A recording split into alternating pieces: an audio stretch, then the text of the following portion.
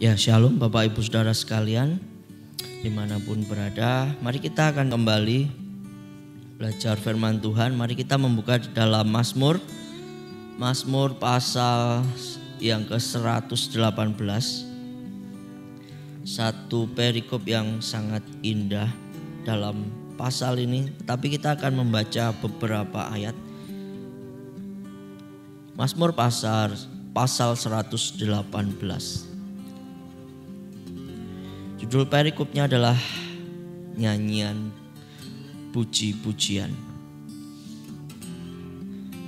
Ya, saya akan membaca dengan membacakan beberapa ayat yang ada di sini. Kita mulai dari ayat yang keempat. Biarlah orang yang takut akan Tuhan berkata bahwasannya untuk selama-lamanya kasih setianya. Dalam kesesakan aku telah berseru kepada Tuhan. Tuhan telah menjawab aku dengan memberi kelegaan. Tuhan di pihakku, aku tidak akan takut. Apakah yang dapat dilakukan manusia terhadap aku? Lalu kita simak ayat 14. Tuhan itu kekuatanku dan mazmurku. Ia telah menjadi keselamatanku. Suara sorak-sorai dan kemenangan di kemah orang-orang benar. Tangan kanan Tuhan melakukan keperkasaan. Lalu kita membaca ayat 22. Batu yang dibuang oleh tukang bangunan telah menjadi batu penjuru. Hal itu telah terjadi dari pihak Tuhan, suatu perbuatan ajaib di mata kita. Inilah hari yang dijadikan Tuhan, marilah kita bersorak-sorak dan bersukacita karenanya. Lalu ayat 29, bersyukurlah kepada Tuhan sebab ia baik, bahwasannya untuk selama-lamanya kasih setianya. Puji Tuhan, ketika saya membaca firman Tuhan ini, ya entah mengapa saya juga turut bersukacita merasakan seperti apa yang dirasakan oleh pemazmur ini yang mengajak umat Israel untuk bersukacita. Maka LAI di situ memberi judul dalam pasal ini adalah nyanyian puji-pujian. Nah, Bapak Ibu Saudara sekalian, seringkali nyanyian puji-pujian itu kita naikkan kepada Tuhan. Karena apa? Karena perbuatan Tuhan yang baik. Puji-pujian itu menjadi satu kesaksian di mana perbuatan Tuhan yang ajaib itu dinyatakan di dalam kehidupan kita. Kalau kita lihat di dalam pasal ini ada beberapa bagian, ya. Di dalam ayat 1 sampai 4 di situ adalah berisi tentang bagaimana kesaksian atau satu pernyataan bahwa ada satu kesetiaan Tuhan, ada kasih setia Tuhan yang dirasakan oleh umat Israel. Lalu ayat 5 sampai dengan 9 itu satu pernyataan pengharapan umat Tuhan kepada Tuhan. Lalu berikutnya juga adalah pada bagian yang menjadi bagian inti dari pasal ini adalah ayat 22. Di situ disebutkan adalah batu yang dibuang oleh tukang bangunan telah menjadi batu penjuru. Nah, siapa yang disebut di sini nanti kita akan melihat bersama-sama. Tentu kita sudah tahu siapa yang dimaksud dengan batu penjuru. Kita sering mendengar bahwa Tuhan Yesus adalah batu penjuru bagi umat Israel, dan saat ini juga bagi kita adalah anak-anak Tuhan juga yang disebut adalah orang-orang pilihan Tuhan atau Israel rohani. Lalu di bagian-bagian akhir di situ ada yang namanya ucapan berkat dan ucapan syukur. Nah, Bapak Ibu Saudara sekalian, dalam kehidupan kita yang saat ini kita ada di masa-masa di zaman akhir, ya sudah sering kita mendengar masa akhir, masa yang susah, masa yang sulit. Keadaan yang semakin tidak menentu di zaman ini seringkali menekan kehidupan kita sehingga kita stres dan kita sulit yang namanya bersyukur. Bagaimana kita bisa bersyukur dengan keadaan yang begitu sulit, apalagi kita bersaksi bagaimana kebaikan Tuhan itu nyata dalam hidup kita. Nah, Ketika kita ingin bersyukur, janganlah kita melihat keadaan. Kalau kita melihat keadaan, itu akan sangat sulit untuk bersyukur. Ya, karena keadaan bisa saja sangat buruk, ya bisa sangat baik. Tidak menentu kalau ucapan syukur kita ditentukan dengan keadaan, maka ucapan syukur kita tidak tentu. Tetapi mari kita bersyukur dengan apa yang kita miliki. Nah, apa yang sebenarnya kita miliki Bapak Ibu Saudara sekalian, yaitu kita memiliki satu pengharapan, yaitu di dalam Tuhan Yesus. Di sini digambarkan dia adalah batu yang dibuang oleh tukang bangunan telah menjadi batu penjuru yang kuat bagi kita. Nah, di dalam kita mengiring Tuhan, kita juga disebut anak-anak Tuhan, tetapi kita juga adalah yang namanya saksi. Nah, kita adalah saksi-saksi Tuhan. Nah, bagaimana kita bisa menjadi kesaksian bagi Tuhan kalau hidup kita dipenuhi dengan keluhan? Bagaimana kita bisa menjadi kesaksian bagi Tuhan kalau hidup kita dipenuhi dengan keraguan? Nah, kita tidak bisa menjadi saksi Tuhan. Nah, oleh sebab itu mari kita lihat, mari kita bersyukur betapa kita sangat beruntung kita memiliki batu penjuru yang dahsyat, yaitu Tuhan Yesus. Ya, kita memiliki Tuhan yang dahsyat. Mari kita melihat bagaimana batu penjuru ini akan menjadi contoh bagi kita, menjadi kesaksian juga bagi kita, sehingga kehidupan kita mencontoh dari kehidupan Tuhan Yesus yang menjadi batu penjuru kita. Nah, apa itu batu penjuru? Nah, seringkali kita sudah sering mendengar ya, batu penjuru itu adalah di dalam bangunan-bangunan kuno zaman dahulu. Kalau sekarang mungkin jarang kita temui batu penjuru ini. Nah, ini banyak ditemui di bangunan-bangunan kuno. Seperti mungkin kalau masih kita bisa lihat tuh di candi-candi Bapak Ibu Saudara sekalian. Itu ada batu yang besar yang ada di pojok-pojok yang batu yang kemungkinan akan lebih besar dari batu yang lain. Dan itu digunakan sebagai batu untuk menjadi standar dari bangunan itu. Nah, itu batu yang besar dan kokoh biasanya, dan batu itu batu yang paling kuat. Nah, menjadi dasar bagaimana bentuk bangunan itu. Nah, juga batu itu menjadi tolak ukur untuk menentukan batas-batas. Sehingga bangunan itu bisa berdiri dengan baik dan kokoh. Nah, kasih setia Tuhan ditunjukkan kepada umat Israel sehingga umat Israel bersukacita dengan apa dia datang menjadi batu penjuru.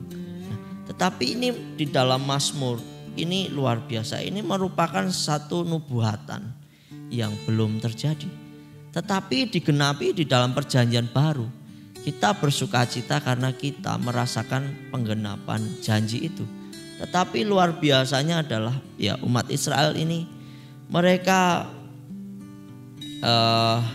memperkatakan yaitu nubuatan ini. Ya. Di dalam nubuatan itu mengandung pengharapan sehingga mereka bisa bersukacita. Nah, tetapi kita yang ada di perjanjian baru yang mengalami dan merasakan kegenapan janji itu, tentu saja kita juga sangat bersukacita bahwa nubuat itu benar-benar terjadi dan kita mengalaminya. Nah, Tuhan Yesus sebagai batu penjuru justru ditolak oleh orang-orang Israel sendiri, tapi dia menjadi batu yang kuat. Ya, seringkali juga batu penjuru itu diartikan sebagai pemimpin atau yang mengarahkan sesuatu gitu, yang menjadi tolak ukur ya. Maka Tuhan Yesus adalah pribadi yang memimpin umat Israel bukan saja secara jasmani seperti yang kebanyakan dipikirkan oleh orang Israel yang mereka bertahun-tahun bahkan beratus-ratus tahun mengalami yang namanya penjajahan. Secara otomatis mereka merindukan yang namanya pemimpin. Tetapi Tuhan datang bukan untuk menjadi pemimpin secara jasmaniah bagi umat Israel. Tetapi Tuhan ingin memimpin umat Israel untuk membawa mereka menerima yang namanya keselamatan yang kekal. Nah, situlah perbedaan Tuhan Yesus dengan pemimpin yang lain. Dia memimpin umat Israel dengan bentuk yang berbeda. Kalau orang dunia memimpin dengan kekuatan dan keperkasaan mereka sepertinya, tetapi mereka mati dan tidak bangkit lagi.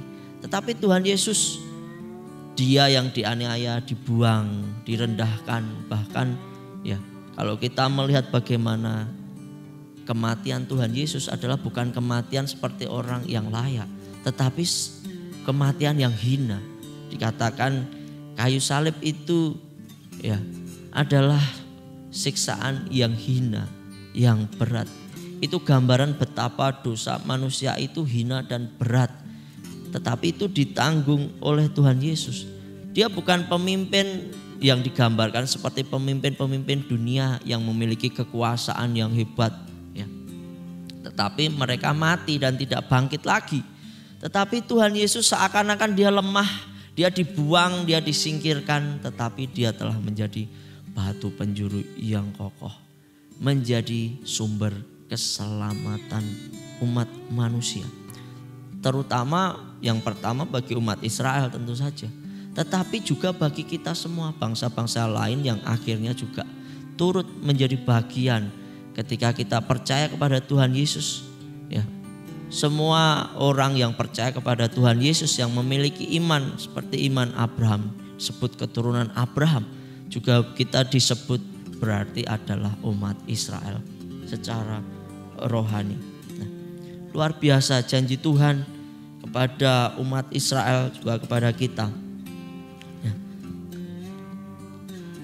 Di dalam kehidupan di perjanjian yang baru, mari kita akan melihat bagaimana murid-murid Tuhan Yesus yang adalah sebagai saksi mata dan orang-orang yang diajar Tuhan Yesus, mereka menghidupi bagaimana batu penjuru itu ada di depan mata mereka dan mereka menyaksikan dan menjadi saksi hidup batu penjuru itu yang telah menyelamatkan manusia itu. Mari kita melihat di dalam Kisah Para Rasul pasal 4.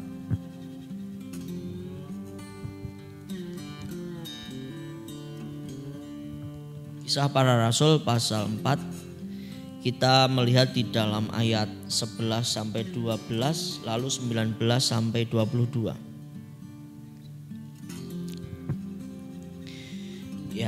Di situ dikatakan Yesus adalah batu yang dibuang oleh tukang bangunan, yaitu kamu sendiri. Namun ia telah menjadi batu penjuru, dan keselamatan tidak ada di dalam siapapun juga selain di dalam Dia.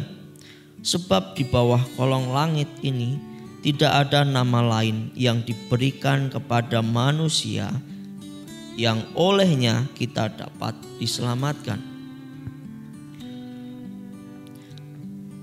Lalu ayat 19, tetapi Petrus dan Yohanes menjawab mereka, silahkan kamu putuskan sendiri manakah yang benar di hadapan Allah, taat kepada kamu atau taat kepada Allah. Sebab tidak mungkin bagi kami untuk tidak berkata-kata tentang apa yang telah kami lihat dan yang telah kami dengar.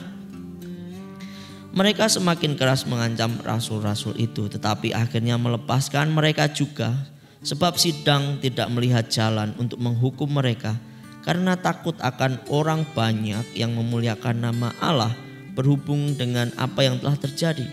Sebab orang yang disembuhkan oleh mujizat itu sudah lebih dari 40 tahun umurnya. Jadi Petrus dan Yohanes ini dalam sebuah sidang. Di situ ada ya petinggi-petinggi orang Israel, para imam dan mahkamah agama. Mereka diadili, tetapi tidak ada bukti yang membuat mereka salah. Nah, mereka mengatakan bahwa Yesus batu yang dibuang oleh tukang bangunan, yaitu kamu sendiri, namun ia telah menjadi batu penjuru. Saya percaya mereka juga tahu nubuatan tentang Tuhan Yesus yang menjadi batu penjuru bagi umat Israel, tetapi dibuang oleh umat Israel itu sendiri.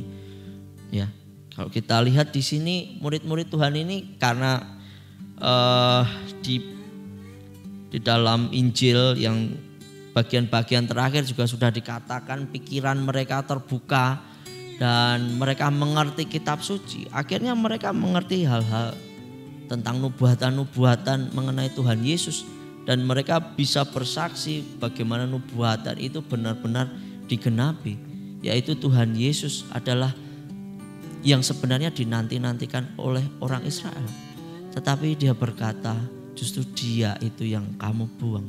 Dia batu yang kamu buang, tapi dia telah menjadi batu penjuru. Dia mengatakan ini di dalam sidang ya. Ketika mereka ditangkap. Karena apa? Ya, mereka menjadi kesaksian. Setelah Tuhan Yesus mati, lalu Tuhan Yesus bangkit, lalu mendatangi mereka, memulihkan mereka, keadaan mereka dipulihkan Tuhan, kepercayaan mereka bangkit kembali. Lalu Tuhan Yesus mekrat ke surga, tetapi Tuhan berkata, ya, bukan hanya mekrat ke surga tanpa meninggalkan sesuatu. Tuhan meninggalkan damai sejahtera. Tapi Tuhan juga memberi mandat kepada murid-murid Tuhan Yesus. Yaitu pergilah, jadikanlah semua bangsa muridku. Baptislah mereka dalam nama Bapa dan Putra dan Roh Kudus. Nah, juga ajarlah mereka apa yang sudah aku ajarkan. Dan itu dilakukan oleh murid-murid Tuhan. Mereka tidak diam dan menikmati keselamatan itu sendiri, tetapi mereka berkobar-kobar, menyala-nyala untuk memberitakan kabar keselamatan itu.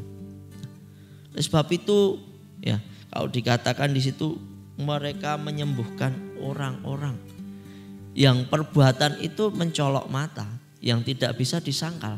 Nah, inilah perbuatan yang ajaib. Nah, mari kita juga di akhir zaman ini, mari kita minta kepada Tuhan. Biar Tuhan juga menyatakan bahwa janjinya juga di akhir zaman kuasa Tuhan dicurahkan begitu dahsyat sehingga kita bisa melakukan perkara-perkara. Tuhan sendiri bahkan berkata, perkara-perkara yang lebih besar daripada yang aku kerjakan. Nah, ini luar biasa. Saya melihat Tuhan Yesus ini guru yang benar-benar guru. Di dunia ini banyak guru yang mereka tidak ingin ilmunya dilampaui. Tidak ingin perbuatannya dilampaui. Tetapi Tuhan Yesus berbeda. Tuhan mengajarkan sesuatu, bahkan justru ingin murid-muridnya itu melakukan hal-hal yang lebih besar dari apa yang pernah Tuhan Yesus lakukan. Nah, itu justru yang dirindukan Tuhan. Maka mari kita meminta juga kepada Tuhan di akhir zaman ini memberi kekuatan kepada kita menjadi saksi-saksi Tuhan yang dahsyat, yang hebat. Nah,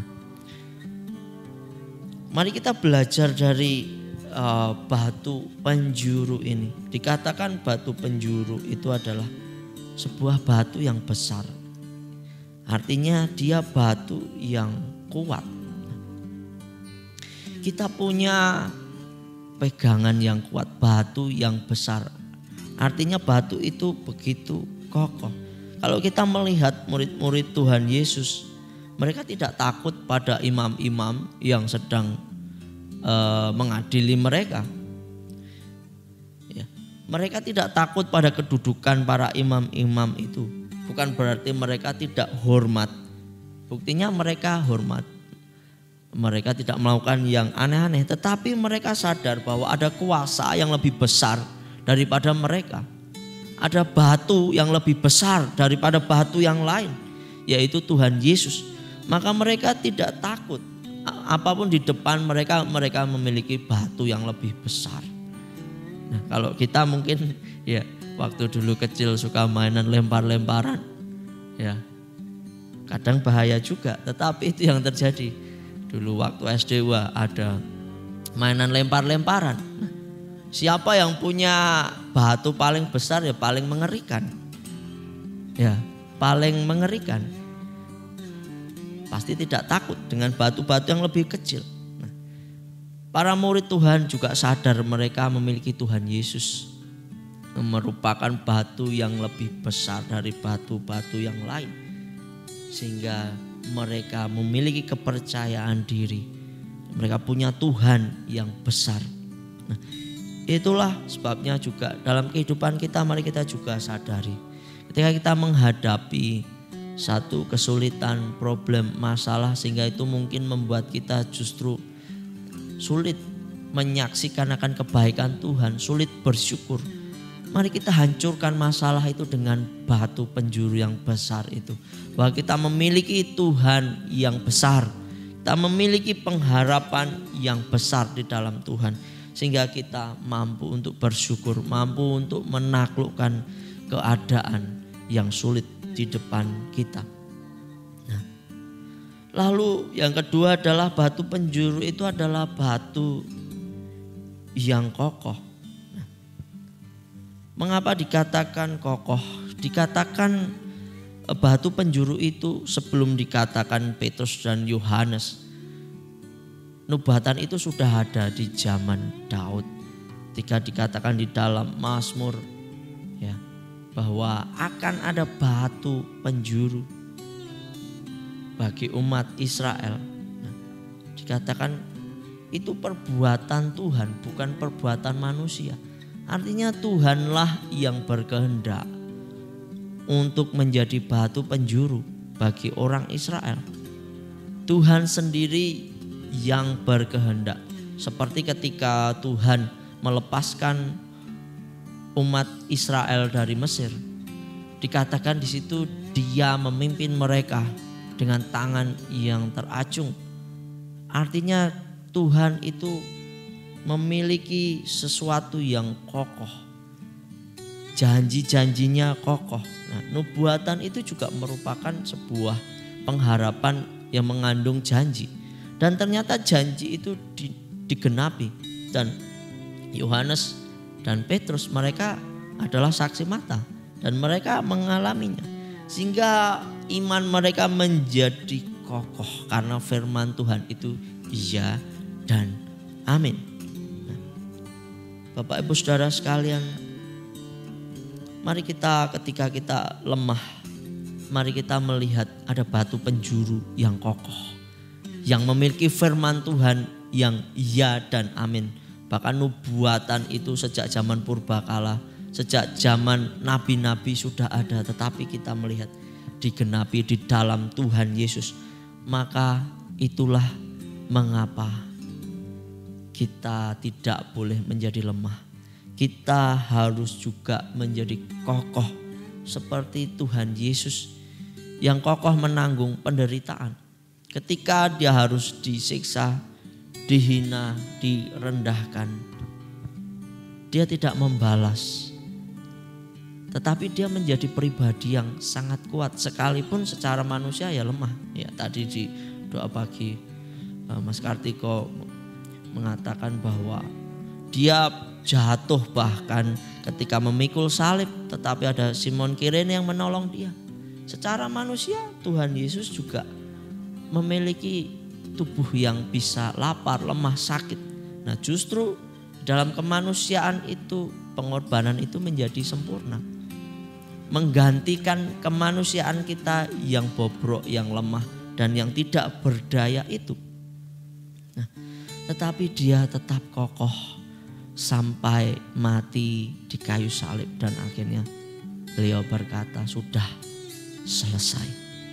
Nah, mari kita meneladani batu penjuru kita yang kokoh, yang memiliki keteguhan, sehingga kita anak-anak Tuhan menghadapi hal-hal dalam kehidupan kita yang mungkin membuat kita goyah, kita ingat kita punya Tuhan yang kokoh, yang bahkan juga mengatakan Dia tahu segala kelemahan kita. Bahkan Dia turut merasakan kelemahan kita. Mari kita menguatkan diri kita di dalam Tuhan. Nah, lalu juga batu penjuru itu dikatakan juga batu yang akurat. Artinya semua yang dilakukan Tuhan Yesus itu akurat. Akurat seperti apa? Seperti kehendak Bapa.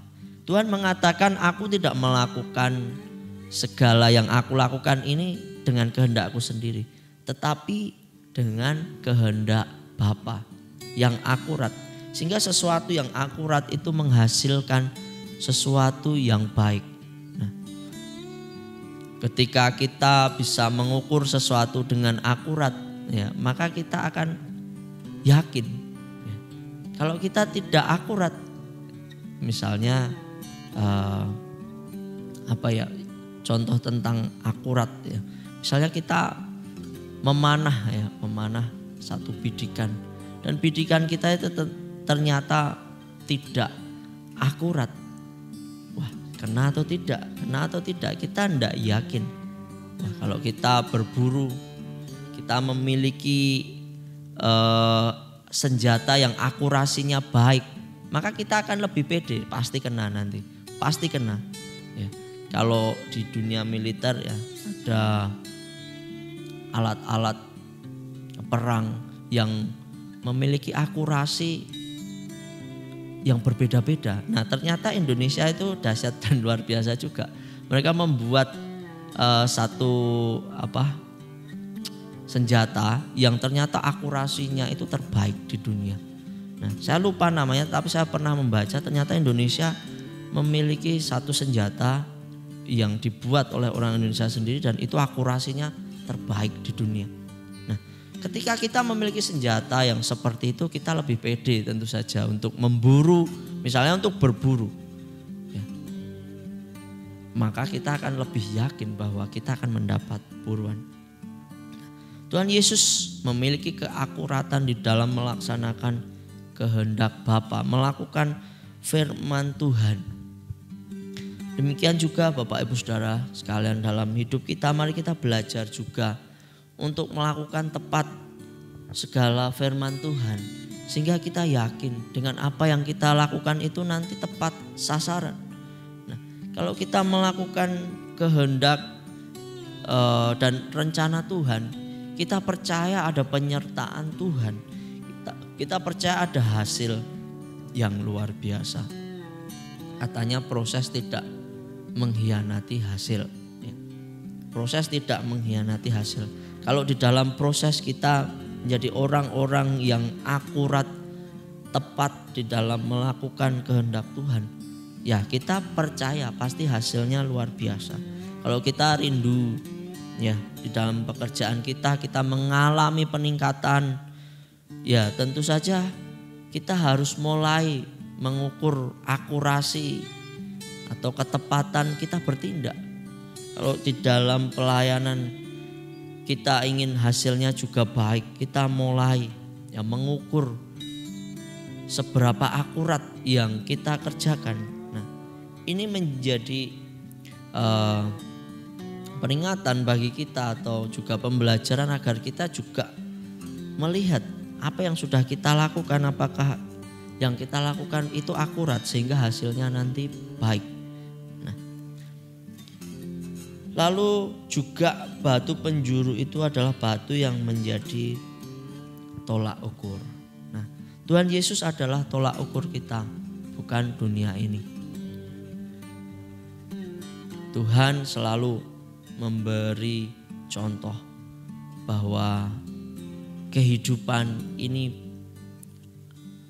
bukan kehidupan yang selamanya ada di bumi ini, tetapi ada kehidupan yang kekal. Sehingga Tuhan memberi contoh hal-hal untuk kita lakukan adalah hal-hal yang menuju pada kekekalan.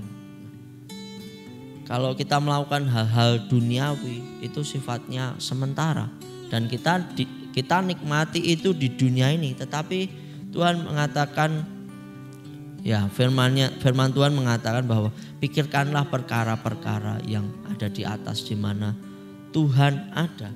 Artinya tolak ukur kehidupan kita adalah perkara-perkara Tuhan, perkara-perkara yang di atas di mana Tuhan Yesus ada, bukan perkara yang ada di dunia ini. Nah, sehingga kehidupan kita terarah. Ya. Ada tolak ukur yang jelas itu enak. Ya.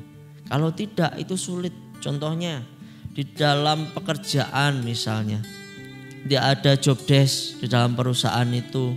Ya, orang bekerja semaunya sendiri atau juga sesuai pikiran mereka masing-masing. Akhirnya sulit. Maka satu yang lain itu bisa akan saling mencela, mencemooh, merendahkan atau juga menganggap yang paling sukses. Akhirnya pekerjaan tidak terjadi dengan baik. Maka perlu yang namanya tolak ukur. Sehingga memiliki kesamaan pikiran, perasaan, kehendak yang sama. Ya, itu firman Tuhan mengatakan, mari kita memiliki pikiran, perasaan, kehendak yang sama seperti ada di dalam Tuhan Yesus. Kalau kita tidak memiliki tolak ukur, maka akan sulit. Ya.